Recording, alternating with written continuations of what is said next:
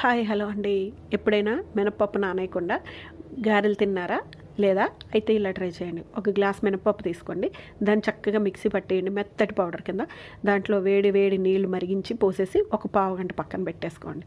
అవి పావుగంట పక్కన పెట్టిన తర్వాత దీంట్లోకి వచ్చి చక్కగా ఉల్లిపాయ, పచ్చిమిరపకాయ, కొత్తిమీర, కరివేపాకు ఇవన్నీ తరిగేసి జీలకర్ర వేసేసి రెడీగా పెట్టుకోండి. ఇప్పుడు మినప పిండిని చక్కగా ఒక్కసారి కలిపేసుకొని ఇందులో సాల్ట్ వేసుకుని మనం ముందరగా సిద్ధం చేసుకుని ఉల్లిపాయ, పచ్చిమిరపకాయ అదంతా వేసేసి చక్కగా కలిపేసుకోండి. కలిపేసుకున్న దాన్ని వేడి వేడి నూనెలో గారెల కింద ఒక్కసారి వేసి ఫ్రై చేసుకోండి. అంతేనండి, వేడివేడిగా ఉండే పావుగంటలో రెడీ అయిపోయి మినప వడలండి.